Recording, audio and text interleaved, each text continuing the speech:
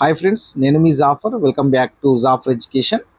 మనకు నిన్న జరిగినటువంటి TET online exams session 1 session 2లో వచ్చినటువంటి ప్రశ్నలు, వాటి యొక్క సమాధానాలని ఈ వీడియోలో అయితే మనము క్లియర్గా తెలుసుకుందాము. అయితే మనకు తెలుసుకునే ముందు తొలి రోజు వచ్చినటువంటి సెషన్ 1 సెషన్ 2లో వచ్చినటువంటి కొన్ని క్వశ్చన్స్, సో కొన్ని క్వశ్చన్స్ అనేటివి రిపీట్ కావడం జరిగింది. అదేవిధంగా ఏ టాపిక్స్ నుండి అయితే వచ్చినాయో తొలి రోజు, సో సెకండ్ డే రోజు కూడా అవే టాపిక్స్ నుండి మళ్ళీ కొద్దిగా క్వశ్చన్స్ని చేంజ్ చేసి అనేది ఇవ్వడం అయితే జరిగింది. సో మనకు జరిగినటువంటి తొలి రోజు కావచ్చు, సెకండ్ డే కావచ్చు, వచ్చినటువంటి ప్రశ్నలు, వాటి యొక్క సమాధానాలను తెలుసుకుంటే మనకు ఎగ్జామ్లో అయితే యూజ్ అయ్యే అవకాశం అయితే ఉంది. ఖచ్చితంగా వస్తాయని చెప్పలేము, ఒకవేళ వస్తే మనం ఈజీగా ఆన్సర్ చేసే అవకాశం ఉంటుంది. కాబట్టి మన యొక్క మిత్రుల ద్వారా మీరు రాసినటువంటి మిత్రులు ఎవరైనా ఉంటే మీకు వాళ్ళకి గుర్తున్న క్వశ్చన్స్ ఏమైనా ఉంటే మీరు తెలుసుకొని వాటి యొక్క సమాధానాలను సెర్చ్ చేసుకోండి. ఒకవేళ వస్తే మీరు డైరెక్ట్గా ఆన్సర్ అయితే చేయవచ్చును. లేదా ఏ టాపిక్ నుండి అయితే వచ్చినాయో ఆ టాపిక్లో ఎక్కడ క్వశ్చన్స్ వచ్చినాయో ఒకసారి ఆ టాపిక్స్ని మీరు ఒకసారి చూసుకునే ప్రయత్నం కూడా చేయండి. ఎందుకంటే మనకు బెనిఫిట్ అయ్యే అవకాశం అయితే ఉంది. ఎందుకంటే మనకు అదే క్వశ్చన్ కానివ్వండి, అదే టాపిక్స్ నుండి క్వశ్చన్ కొద్దిగా చేంజ్ చేసి ఇచ్చినా మనము చూసుకొని వెళ్తే డైరెక్ట్గా ఆన్సర్ చేసే అవకాశం ఉంది.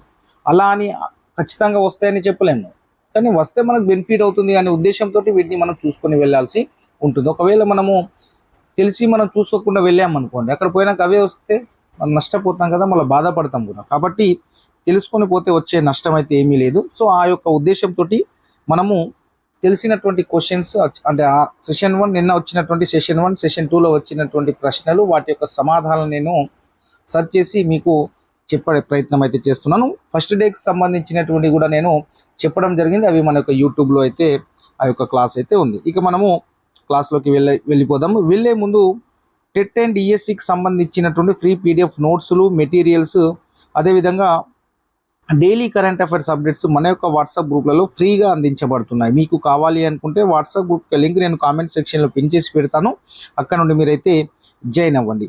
సో అదేవిధంగా మన యొక్క ఛానల్ని ఖచ్చితంగా సబ్స్క్రైబ్ చేసుకోండి. మీ యొక్క సపోర్ట్ని మాకు అందించండి. మన యొక్క వీడియోస్ని లైక్ చేసి మీ యొక్క మిత్రులకు షేర్ చేయండి. సో నేను మీ నుంచి ఆశించేది ఒక లైక్.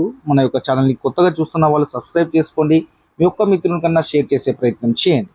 మీకు అన్ని రకాల పీడిఎఫ్ నోట్స్లు, materials, daily current affairs updates, TET and డిఎస్సికి సంబంధించినటువంటి అన్నీ ఫ్రీగానే మేము అందిస్తూనే ఉంటాము. రైట్, ఇక మనము వచ్చినటువంటి ప్రశ్నలు ఒకసారి మనము చూసుకున్నట్లయితే తెలుగుకు సంబంధించినవి ఫస్ట్ చూసుకున్నట్లయితే మనకు నిన్న సెషన్ 1 సెషన్ 2లో వచ్చినటువంటి ప్రశ్నలు ఒకసారి మనము క్లియర్గా చూసుకున్నట్లయితే ఇక్కడ మనకు సౌధం అనే పదానికి అర్థం అడగడం జరిగింది. సో సౌధం అనే పదానికి అర్థం మనకు భవనము అవుతుంది. అదేవిధంగా నిక్కము అనే పదానికి అర్థం అడిగారు నిన్న. సో మనకు సరైన సమాధానము నిజము లేదా సత్యము అవుతుంది. అదేవిధంగా బలిపుష్టం అనే దానికి ఉత్పత్తి అర్థాన్ని అడగడం జరిగింది. దానికి అర్థం మనకు కాకి అవుతుంది. అదేవిధంగా శార్దుల గణాలలో సాగనం ఎన్నిసార్లు వస్తుంది అని అడిగారు. సాగనం మనకు 2 సార్లు అనేది రావడం అయితే జరుగుతుంది. అదేవిధంగా మనకి ఇక్కడ మార్నింగ్ సెషన్లో ఒక క్వశ్చన్ శార్దుల మీద అడిగితే, అదేవిధంగా మనకు ఆఫ్టర్నూన్ సెషన్లో ఒకటి అడగడం జరిగింది శార్దుల మీద. సో ఇక్కడ చూసుకున్నట్లయితే శార్దులం గణాలు అడిగారు. మసజస్స తత్తగా అనేటివి శార్దులం యొక్క గణాలు అవుతాయి. నెక్స్ట్ మార్నింగ్ సెషన్లో మీకు శార్దుల గణాలలో సాగనం ఎన్నిసార్లు వస్తుందని అడిగారు. 2 సార్లు వస్తుంది. అదేవిధంగా మీకు సూక్తి అనే ప్రకృతి పదం అడిగారు. సో సూక్తి అనే పదానికి ప్రకృతి పదం లేదా వికృతి పదం మనకు సుత్తి అవుతుంది. అదేవిధంగా గద్యం ఇచ్చి కొన్ని ప్రశ్నలు అడగడం జరిగింది. అదేవిధంగా అపరిచిత పద్యం ఇచ్చి దాంట్లో మనకు గ్రామటికల్ పాయింట్ అడగడం జరిగింది. ఆ పద్యం యొక్క అంటే అలంకారాలను కూడా పద్యంలో తీసుకొని అడగడం అయితే జరిగింది. నెక్స్ట్ మనకు సౌదామిని అనే దానికి అర్థం అడిగారు. సౌదామినికి అర్థం మనకు మెరుపు అనేది అవుతుంది. నెక్స్ట్ మనకు మా ఊరిలోని చెరువు సముద్రంను తలపిస్తుంది. అది ఏ అలంకారం అంటే అది మనకు ఈజీగా ఐడెంటిఫై అవుతుంది, అధియోశక్తి అలంకారము. అదేవిధంగా గృహం అనే పదానికి వికృతి పదం మనకు గీము అవుతుంది. సో నిన్న తెలుగులో వచ్చినటువంటి మిత్రులు చెప్పినటువంటి కొన్ని వారికి గుర్తున్నటువంటి ప్రశ్నలు, వాటి యొక్క సమాధానాలు మనమైతే తెలుసుకొని మీకు అందించే ప్రయత్నం అయితే చేస్తున్నాం. మీరు ఖచ్చితంగా మన యొక్క వీడియోస్ని లైక్ చేసి కొత్తగా చూస్తున్న మిత్రులు మన యొక్క ఛానల్ అయితే సబ్స్క్రైబ్ అయితే చేసుకోండి. నెక్స్ట్ మనకు సైన్స్కి సంబంధించినటువంటి కొన్ని ప్రశ్నలు మనం చూసినట్లయితే ఇక్కడ చూడండి, కప్ప శ్వాస అవయవం ఏది అని అడిగారు. చర్మము అంటాము. అదేవిధంగా అది వాటర్లో ఉన్నప్పుడు మొప్పల ద్వారా కూడా అది శ్వాసక్రియ అనేది జరుపుతుంది. అదేవిధంగా పాలను శుద్ధి చేయు ప్రక్రియ ఏది అంటే పాశ్చరైజేషన్, ఇది మనకు 8th క్లాస్ నుండి రావడం జరిగింది. అదేవిధంగా నల్ల వ్యాలీ ఏ జిల్లాలో ఉంది అంటే ఇది మెదక్ జిల్లాలో ఉంది. ఇది 7th క్లాస్ నుండి మనకు ఈ యొక్క క్వశ్చన్ అనేది రావడం అయితే జరిగింది. నెక్స్ట్, వరద నీరును ప్రాజెక్టులో దేనితో కొలుస్తారు అంటే అడుగులలో చెప్పడం జరుగుతుంది. సో మనకు న్యూస్ చెప్పేటప్పుడు మీరు వినే ఉంటారు. సో ఈ యొక్క ప్రాజెక్టులో 250 అడుగుల వరకు నీరు చేరుకుంది అని చెప్తారు. కానీ వాటర్ని మనము ప్రాజెక్ట్ నుండి వదిలేటప్పుడు క్యూసెక్లలో చెప్పడం జరుగుతుంది. ఎన్ని క్యూసెక్ల నీరు విడుదల చేయడం జరిగింది, వదలడం జరిగింది అని చెప్తారు. కానీ నిల్వ ఉన్నప్పుడు ప్రాజెక్టులో ఆ యొక్క వరద నీరుని మనము అడుగులలో చెప్పడం అనేది జరుగుతుంది. ఇది కూడా మనకు 7th క్లాస్లో ఉన్నది అనుకుంటా, 7th క్లాస్లో ఉన్నట్టుంది ఇది కూడా. నెక్స్ట్ మనకు ప్రక్రియ నైపుణ్యాలు అడగడం జరిగింది మన మెథడ్స్కి వచ్చేసరికి. నెక్స్ట్ మనకు గురుత్వాకర్షణాన్ని ప్రతిపాదించింది ఎవరని అడిగారు. అదేవిధంగా ప్లాస్టిక్ పరిశ్రమ పితామహుడు ఎవరు అని అడిగారు. ఇది మనకు 8th క్లాస్ ఫిజిక్స్ నుండి రావడం జరిగింది. లియో హెన్రిక్ బేక్లాండ్ అనే వ్యక్తిని మనము ప్లాస్టిక్ పరిశ్రమ పితామహుడు అని అంటాం. ఒకసారి అతన్ని చూడండి మీరు. సో ఇతనే మనకు ప్లాస్టిక్ పరిశ్రమ పితామహుడు. ఇది మనకు 8th క్లాస్ ఫిజిక్స్లో ఉంది. డాక్టర్ లియో హెన్రిక్ బేక్లాండ్, ఇతని గురించి క్వశ్చన్ డైరెక్ట్గా అడగడం జరిగింది. ప్లాస్టిక్ పరిశ్రమ పితామహుడు ఎవరు మీకు తెలుసా అని ఉంటుంది. సో అక్కడ నుండి క్వశ్చన్ అనేది రావడం అయితే జరిగింది. ఇక మనకు చూడండి, మీకు తెలుసా అనే దాంట్లోకి వెళ్ళి మనకు ఫస్ట్ డే కూడా కొన్ని క్వశ్చన్స్ రావడం జరిగింది టెక్స్ట్ బుక్లోకి వెళ్ళి. మళ్ళీ same as it is second day కూడా మనకు మీకు తెలుసా అనే ఉన్న దాంట్లోకి వెళ్ళి ప్రశ్నలు అనేటివి అయితే వస్తున్నాయి. నెక్స్ట్ మనకు క్రింది వాణిలో కాండం యొక్క రూపాంతరం ఏది అని నిన్న ప్రశ్న అడగడం జరిగింది. కాండం యొక్క రూపాంతరాలు ఒకసారి చూసుకున్నట్లయితే మనము కాండం యొక్క రూపాంతరాలను 3 రకాలుగా వర్గీకరిస్తాం. దాంట్లో ఒకసారి భూగర్భ రూపాంతర కాండాలు ఒకసారి చూసుకున్నట్లయితే దీంట్లో మనకు రైజోమ్స్ ఉంటాయి, బల్బ్ ఉంటుంది, మొక్కజొన్న, చిలగడ దుంప. ఇవి మనకు ఒకవేళ ఆప్షన్లో ఇవి ఉంటే మనము ఏదైనా ఒకటి దీంట్లో ఉంటే దాన్ని మనము సరైన సమాధానంగా ఎంచుకోవాల్సి వస్తుంది. సో దీని నెక్స్ట్ మనకు ఉపవాయుగత రూపాంతర కాండాలని ఉంటాయి. సో దీంట్లో చూసుకున్నట్లయితే మనకు రన్నర్, సక్కర్, ఆఫ్ సెట్లు, స్టోలోన్లు అనేటివి మనకు ఆప్షన్లు ఉంటాయి. ఇవి కూడా ఉంటే దాంట్లో కూడా మనకు అవి దీంట్లో ఏవైనా ఒకటి ఆప్షన్లో రైట్ ఉంటే క్రింది వాటిలో మనకు కాండం యొక్క రూపాంతరాలు అడిగారు. సో దాంట్లో ఏది ఉంటే దాంట్లో అది మనకు సరైన సమాధానం అవుతుంది. సో వారు చెప్పిన వాళ్ళు క్వశ్చన్ చెప్పారు కానీ ఆప్షన్స్ అనేటివి చెప్పలేదు. అదేవిధంగా మనకు వైమానిక లేదా వాయుగత రూపాంతర కాండాలు కూడా ఉంటాయి. ట్రెండిల్స్, ముళ్ళు, బల్బిల్స్ అండ్ క్లాడోడ్స్, అదేవిధంగా ఫిలోక్లేడ్లు అనేటివి మనకైతే ఉంటాయి. ఇవి కాండం యొక్క రూపాంతరాలు అయితే ఈ విధంగా అయితే ఉంటాయి. ఇక మనము నెక్స్ట్ చూసుకున్నట్లయితే ఇక్కడ మనకు నిమిషానికి గుండె 72 సార్లు కొట్టుకుంటే వారానికి ఎన్ని సార్లు కొట్టుకుంటుంది అంటే 72ని మీరు 7 తోటి గుణకారం చేస్తే మీకు మీ యొక్క ఆన్సర్ అనేది వస్తుంది.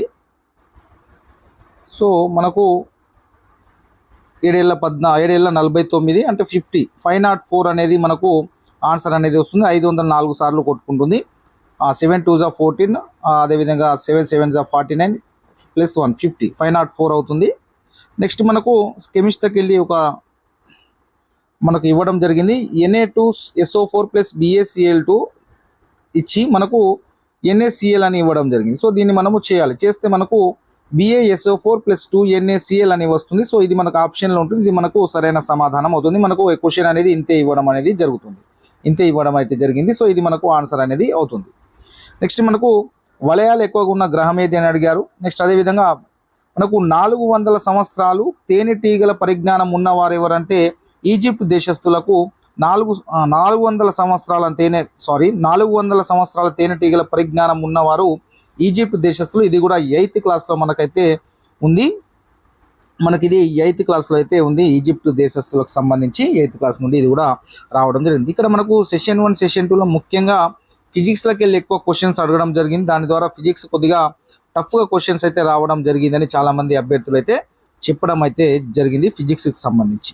నెక్స్ట్ మనము గణితం కంటే ముందు ఒకసారి సైకాలజీకి సంబంధించినటువంటి ప్రశ్నలు మనము క్లియర్గా చూసే ప్రయత్నం అయితే చేద్దాం. ఇక్కడ చూసుకున్నట్లయితే మనకు సైకాలజీకి సంబంధించి మూర్తిమత్వం మీద ప్రశ్న అనేది అడగడం జరిగింది. అదేవిధంగా థార్నడైక్ సిద్ధాంతాల మీద ఫస్ట్ డే కూడా అడిగారు, సెకండ్ డే కూడా రావడం జరిగింది. బండూరా పరిశీలన సిద్ధాంతం, నమూనా సిద్ధాంతం ఏదైతే ఉందో అది మీకు ఫస్ట్ డే కూడా వచ్చింది. మనకు సెకండ్ డే కూడా దాని మీద ప్రశ్నలు అనేటివి రావడం జరిగింది. అది CCని ప్రతిపాదించిన వారు ఎవాల్యుయేషన్ మీద వచ్చినాయి. వికాస దశలు, వికాస నియమాల మీద ఇప్పటికీ ప్రశ్నలు అనేటివి వస్తూ ఉంటాయి. వాటిని ఖచ్చితంగా దాంట్లోకి వెళ్ళి ప్రతిసారి ప్రశ్నలు వస్తాయి. ఫస్ట్ సెషన్లో నిన్న మనకు ఫస్ట్ డే వచ్చాయి, సెకండ్ డే కూడా దానికి సంబంధించిన క్వశ్చన్ అయితే రిపీట్ కావడం అయితే జరిగింది.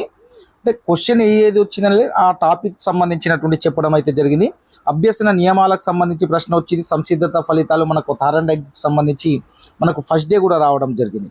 సో అంతర్గత ప్రేరణ కూడా మనకు రావడం జరిగింది నిన్న. అంటే వ్యక్తి తనకు తాను ప్రేరేపితమై తనకు తాను మోటివేట్ అయ్యి చదువుకోవడాన్ని మనము అంతర్గత ప్రేరణగా, మనం ఏదైనా పని చేస్తే దాన్ని అంతర్గత ప్రేరణగా చెప్పుకోవడం అనేది జరుగుతుంది. నెక్స్ట్ జాన్ పియాజే సిద్ధాంతాలు ఫస్ట్ డే వచ్చినాయి, సెకండ్ డే కూడా వచ్చినాయి. అదేవిధంగా సహభాగి నాయకత్వానికి సంబంధించి ప్రశ్న అనేది అయితే రావడం అయితే జరిగింది. నెక్స్ట్ విస్మృతిపై ప్రయోగం చేసిన వారు ఎవరు? ఎబ్బింగ్హాస్. సో ఇది కూడా డైరెక్ట్ ప్రశ్న అనేది అడగడం అయితే జరిగింది. దీంట్లో సైకాలజీకి సంబంధించినటువంటి ప్రశ్నలన్నీ అప్లికేబుల్ కాకుండా డైరెక్ట్ క్వశ్చన్స్ అనేవి డైరెక్ట్ టెక్స్ట్ బుక్లో ఉన్నట్టుగా అడగడం అనేది జరుగుతుంది. అంటే ఎక్కువ జ్ఞానాత్మక రంగానికి సంబంధించినటువంటి, అంటే జ్ఞానానికి సంబంధించినటువంటి ప్రశ్నలు అనేటివి మనకు సైకాలజీలో first day and second day కూడా ఆ విధమైనటువంటి ప్రశ్నలు అయితే రావడం అయితే జరిగింది. కాబట్టి సైకాలజీని మీరు మీ దగ్గర నోట్స్ కానివ్వండి, మెటీరియల్స్ కానివ్వండి, లేకపోతే టెక్స్ట్ బుక్స్ కానివ్వండి ఉంటే క్లియర్గా మళ్ళొకసారి చూసుకొని వెళ్ళండి. ఎందుకంటే డైరెక్ట్ క్వశ్చన్స్ వస్తున్నాయి, మనకు నాలెడ్జ్ బేస్డ్ క్వశ్చన్స్ వస్తున్నాయి. కాబట్టి మీరు గుర్తుపెట్టుకునే ప్రయత్నం అయితే చేస్తే మీకు ఎక్కువ స్కోర్ వచ్చే అవకాశం అయితే ఉంది. చూడండి, వచ్చిన టాపిక్స్ అంటే ఫస్ట్ డే వచ్చిన టాపిక్స్ నుండే సెకండ్ డే కూడా రావడం అనేది జరిగింది. మీరు ఇది గమనించే ప్రయత్నం అయితే చేయండి. సార్ ఖచ్చితంగా వస్తాయంటే చెప్పలేము, మన అదృష్టం. చదువుకొని వెళ్తే వస్తే మనం ఈజీ అవుతుంది, లేకుంటే మనం చదువుకొని తెలుసుకొని వెళ్ళకపోతే మనం అక్కడ పోయిన తర్వాత అవే క్వశ్చన్స్ ఉంటే మనం బాధపడాల్సి వస్తుంది. కాబట్టి అందుకే మీకు అందించే ప్రయత్నం అయితే చేస్తున్నాం. ఇప్పుడు మీకు ఇక్కడ క్వశ్చన్స్ ఎట్లా వచ్చినాయి అన్నాడు. క్వశ్చన్స్ అంత పెద్ద పెద్ద క్వశ్చన్స్ ఎవరికి గుర్తుండవు, కాబట్టి వాళ్ళు దీని మీదకి వెళ్ళి క్వశ్చన్ వచ్చింది అనేది చెప్పడం జరుగుతుంది. కాబట్టి ఆ యొక్క టాపిక్ని మీరు ఒకసారి చూసుకొని వెళ్తే అయిపోతుంది కదా. సో ఈజీగా మీకు గెట్ ఆన్ అయ్యే అవకాశం ఉంటుంది. ఇది మనకు సైకాలజీకి సంబంధించినటువంటి ప్రశ్నలు, నిన్న సెషన్ 1 సెషన్ 2లో వచ్చినటువంటి ప్రశ్నలు. నెక్స్ట్ మనము ఈ గణితానికి సంబంధించినటువంటి కొన్ని ప్రశ్నలు అయితే చూసే ప్రయత్నం అయితే చేద్దాము. ఇక్కడ చూసుకున్నట్లయితే మనకు గణితంలో ఘనం నుండి ప్రశ్నలు రావడం జరిగింది, ఘనానికి సంబంధించి. అదేవిధంగా బహుపదుల నుండి కామన్గా ప్రశ్న వచ్చింది. శ్రేణుల నుండి కూడా మనకు కామన్గా ప్రశ్నలు వస్తూ ఉంటాయి. అదేవిధంగా త్రిభుజ నిర్మాణ కొలతలు వచ్చింది. అదేవిధంగా త్రికోణమితికి వెళ్ళి 3 ప్రశ్నలు అయితే రావడం అయితే జరిగింది. అదేవిధంగా వృత్త స్పర్శ రేఖల నుండి సంబంధించి ఒక ప్రశ్న, మధ్యగతం నుంచి ఒక ప్రశ్న వచ్చింది.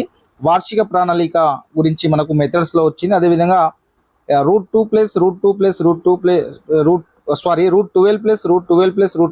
= x వాల్యూ అడగడం జరిగింది. సో ఇది ఒకసారి మనము చూసే ప్రయత్నం చేద్దాం. చూడండి, ఇక్కడ మనకు √12 + √12 ఎంత? x వాల్యూ అడగారు. దీన్ని ఇప్పుడు మనం ఏం చేద్దామంటే ఫస్ట్ దీన్ని √12 + x మనమైతే తీసుకోవాలి. x చేసిన తర్వాత దీన్ని ఇరువైపులా వర్గం చేయండి మీరు. x² = ఏమవుతుంది మనకు చేస్తే రూట్ అనేది క్యాన్సల్ అయ్యి ఏం మిగులుతుంది మనకు? x² = 12 + x అనేది మిగులుతుంది. ఇప్పుడు దీన్ని మనము x² xని అండ్ 12ని తీసుకుంటే -x - 12 = 0 అవుతుంది. దీన్ని ఇప్పుడు మనము సూక్ష్మీకరిస్తే x² xని 4x + 3xగా రాసుకొని -12 = 0 అనేది అవుతుంది. సో నెక్స్ట్ మనము దీన్ని కామన్ తీసినట్లయితే, సో ఇక్కడ వస్తలేదు చూడండి, మళ్ళీ ఒకసారి కామన్ తీసినట్లయితే మనము x² - 4x మనం -xని ఈ విధంగా రాసుకోం, -4x + 3xగా రాసుకోవచ్చును.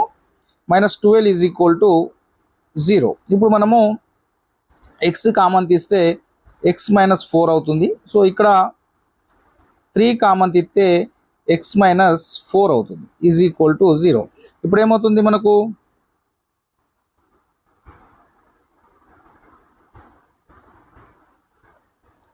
ఇప్పుడు మనకు చూసుకున్నట్లయితే x + 3 x - 4 = 0.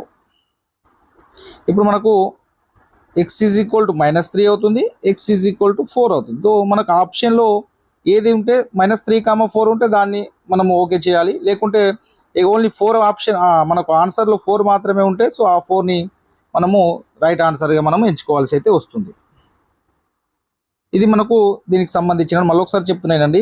సో డైరెక్ట్గా నేను ఫస్ట్గా చేయడం జరుగుతుంది. ఎక్స్ స్క్వేర్ ఇరువైపులా వర్గం చేసిన తర్వాత మనము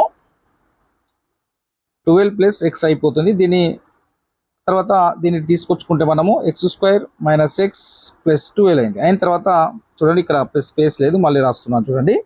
ఇప్పుడు ఏం చేయాలి, మనం మైనస్ ఎక్స్ని ఎట్లా రాసుకోవాలి, -4x + 3xగా రాసుకోవచ్చు. రాసుకొని -12కి 12 ఈజ్ ఈక్వల్ టు 0. ఇప్పుడు ఎక్స్ కామన్ తీస్తాం. ఎక్స్ కామన్ తీస్తే ఎక్స్ -4, అదేవిధంగా మళ్ళీ 3 కామన్ తీస్తే x-4 వస్తుంది ఈజ్ ఈక్వల్ 0. ఇప్పుడు x + 3 x-4 ఏమవుతుంది, x ఈజ్ ఈక్వల్ టు ఏమవుతుంది 4 అవుతుంది ఒకటి. ఇంకోటి x + 3 తీసుకున్నాం కదా, x ఈజ్ ఈక్వల్ టు -3 ఒకటి అవుతుంది. ఇది ఈ ఒక ప్రశ్నలు అయితే అడగడం అయితే జరిగింది నా యొక్క సెషన్లో. మనకు మ్యాథ్స్కి సంబంధించి ఇంకా చాలా ప్రశ్నలు అయితే రావడం జరిగింది. మొత్తానికైతే మనకు ఎక్కువగా 6th to 10th వరకు క్వశ్చన్స్ వచ్చాయి. ఎక్కువగా మీకు 8వ తరగతి నుంచి 9th క్లాస్ నుంచి అదేవిధంగా 7th క్లాస్ నుంచి ప్రశ్నలు అనేటివి ఎక్కువగా అయితే వచ్చినట్టు మనకు కనిపిస్తుంది. ఇవి మనకు ఇది తెలుగులో సంబంధించి 9th క్లాస్కి సంబంధించినటువంటి ఎక్కువ ప్రశ్నలు అయితే రావడం అయితే జరిగింది. బలిపుష్టం కావచ్చు, నిక్కము అయితే కామన్గా ప్రైమరీ సెక్షన్లో ఉంటుంది. ఈ సౌదం అనే పదం కావచ్చు, ఇవన్నీ మనకు 9th క్లాస్లో మనకు కనిపిస్తాయి. ఇక కొన్ని ఇంగ్లీష్కి సంబంధించినటువంటి ప్రశ్నలు చూసినట్లయితే ఇక్కడ ప్రొఫెషనల్ యొక్క స్పెల్లింగ్ అడిగారు. స్పెల్లింగ్ మిస్టేక్, కరెక్ట్ స్పెల్లింగ్ని అడగడం జరిగింది. ఫస్ట్ డే కూడా అదేవిధంగా స్పెల్లింగ్ని అడగడం జరిగింది. డిసీజెస్ కోవిడ్కి సంబంధించి ఒక ప్రశ్న వచ్చింది. ఫొనెటిక్స్ నుండి ప్రశ్నలు అనేవి రావడం జరిగింది ఇంగ్లీష్లో. నెక్స్ట్ స్పీచెస్కి సంబంధించి ఒక ప్రశ్న వచ్చేసి యాక్టివైస్కి సంబంధించినటువంటి ప్రశ్న రావడం జరిగింది నిన్న. అదేవిధంగా క్వశ్చన్ ట్యాక్స్కి సంబంధించినటువంటి ప్రశ్న కూడా నిన్నైతే ఇవ్వడం జరిగింది. అదేవిధంగా సైలెంట్ వర్డ్కి సంబంధించినటువంటి క్వశ్చన్స్ కూడా రావడం జరిగింది. సో నిన్న సెషన్లో వచ్చింది. మొన్నటి సెషన్లో కూడా మనకు సైలెంట్ వర్డ్కి సంబంధించినటువంటి వర్డ్ అయితే రావడం అయితే జరిగింది నిన్న కూడా. సో ఇది మనకు ఇంగ్లీష్కి సంబంధించినటువంటి మొత్తానికైతే ప్రశ్నలన్నీ టెక్స్ట్ బుక్ నుండే వస్తున్నాయి. న్యూ టెక్స్ట్ బుక్స్ నుండి యాజ్ ఇట్ ఈజ్గా వస్తున్నాయి. సో మొత్తానికి 6th నుండి 10th క్లాస్ వరకు ఉన్నటువంటి అన్ని టెక్స్ట్ బుక్లకు వెళ్ళి క్వశ్చన్స్ అనేటివి అయితే కవర్ చేయడం జరిగింది. ఇక్కడ ఒక విషయం ఏంటంటే సైన్స్ పేపర్ 1, పేపర్ 2కి సంబంధించిన వాళ్ళు టెక్స్ట్ బుక్స్ అయితే ఎవరైతే పర్ఫెక్ట్గా ప్రిపేర్ అయ్యారో వారు ఖచ్చితంగా ఎక్కువ స్కోర్ చేసే అవకాశం అయితే ఉంది. ఎందుకంటే క్వశ్చన్ యాజ్ ఇట్ ఈస్గా అక్కడ ఉన్నట్టు అడగడం అనేది జరుగుతుంది. కాబట్టి మీరు ఒకసారి వచ్చినటువంటి క్వశ్చన్ని చూసుకొని వెళ్ళండి. వెళ్తున్న మిత్రులు ఎవరైతే ఉన్నారో అదేవిధంగా నెక్స్ట్ పేపర్ 1 వాళ్ళు ఇంకా టైం ఉంది మీకు. అదేవిధంగా సోషల్ స్టడీస్ సంబంధించినటువంటి వాళ్ళకి టైం ఉంది. సో వాళ్ళందరూ ఈ యొక్క వచ్చినటువంటి క్వశ్చన్స్ని ఒకసారి మీరు చూసుకునే ప్రయత్నం అయితే చేయండి. తెలుగుకి సంబంధించి, సైకాలజీకి సంబంధించినటువంటి మీకు యూజ్ అయ్యే అవకాశం అయితే ఉంటుంది. పేపర్ 1 వాళ్ళకైతే అన్నీ చూసుకొని వెళ్ళే ప్రయత్నం అయితే చేయండి వచ్చినటువంటి ప్రీవియస్ బిట్స్. సో ఈరోజు మన నిన్నటి సెషన్లో వచ్చినటువంటి క్వశ్చన్స్ అయితే ఈ విధంగా ఉన్నాయి. అదేవిధంగా ఈరోజు వచ్చినటువంటి క్వశ్చన్స్ని మనము రేపు మళ్ళీ ఆన్సర్స్తో పాటు ఏ క్లాస్లోకి వెళ్ళి వచ్చినాయి అనేటువంటి క్లియర్గా అయితే తెలుసుకునే ప్రయత్నం అయితే చేద్దాము. మీరు ఖచ్చితంగా మన యొక్క ఛానల్ని సబ్స్క్రైబ్ చేసుకోండి, మీ యొక్క మిత్రులకు షేర్ చేయండి, మీ యొక్క సపోర్ట్ని లైక్ ద్వారా అయితే మాకు అందించండి. Thank you so much.